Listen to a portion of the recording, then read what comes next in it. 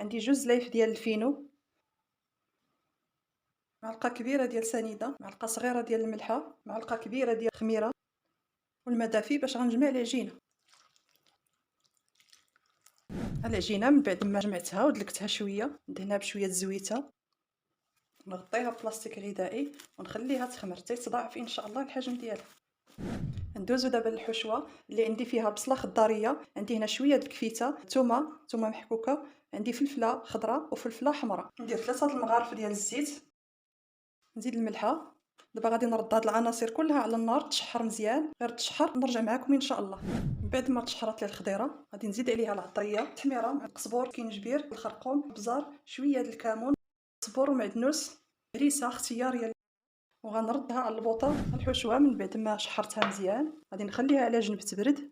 ندوز ان شاء الله العجينه. صافي العجينه ديالي ها هي خمرات، ندير شويه ديال الزويته وندهن يدي بشويه الزيت وغادي نديرهم كريصات على هذا الشكل. بعد ما كورتهم كلهم بهذه الطريقه دابا غادي نشكلهم معكم.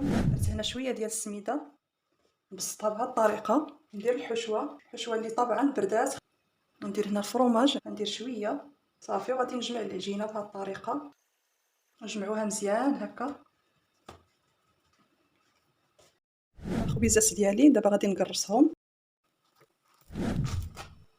اللي تحمرات غادي نقلبها،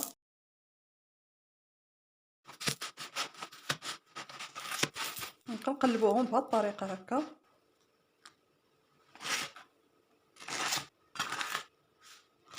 البطبوط ديالي من بعد ما ساليته شوفوا تبارك الله كيفاش كيجي رائع، كيجي خطير.